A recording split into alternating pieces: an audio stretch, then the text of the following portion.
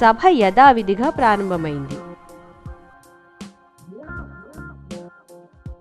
శ్రీకృష్ణదేవరాయలు సభలోని సభికుల కేసి చూసి,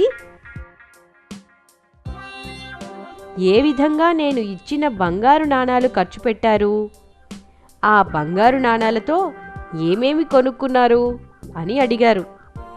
సభలోని ఒక సభికుడు పైకి లేచి, మహారాజా, మేమందరము మా కుటుంబ సభ్యులతో కలిసి మీరు ఇచ్చిన బంగారు నాణాలను తీసుకొని ఎంతో ఉత్సాహంగా ఉల్లాసంగా బజారుకు వెళ్ళాము.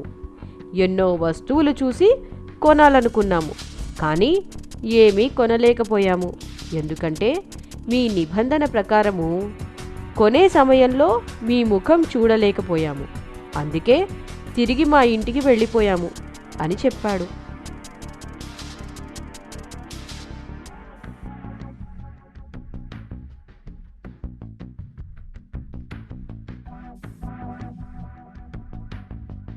దీనితో మహారాజు నవ్వుతూ, అయితే మీరెవ్వరూ ఆ బంగారు నాణాలు ఖర్చు పెట్టలేకపోయారన్నమాట అని అనగానే తెనాలి లేచి,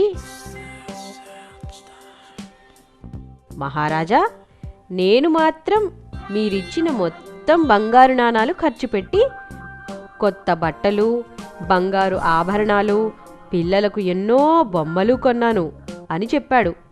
ఇది వినగానే సభికులందరూ తెనాలి రాజుగారి నిబంధనను పక్కకి పెట్టి ఎన్నో వస్తువులు కొనుక్కున్నాడు, ఈరోజు రాజుగారి చేతిలో తెనాలికి శిక్ష తప్పదు అని అనుకున్నారు. శ్రీకృష్ణదేవరాయలు ఇది విని ఎంతో ఆశ్చర్యపడి,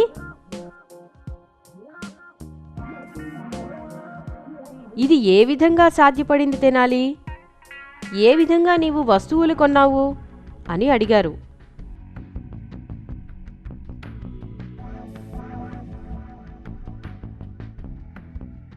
మహారాజా, మీరు ఇచ్చిన బంగారు నాణాలన్నింటిపైన మీ ముఖం చూసి అవి ఖర్చు పెట్టాను అని సమాధానం ఇచ్చాడు.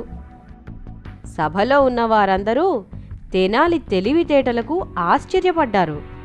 శ్రీకృష్ణదేవరాయలు మాత్రం నవ్వుతూ మరికొన్ని బంగారు నాణాలు ఇచ్చి తెనాలిని సత్కరించారు.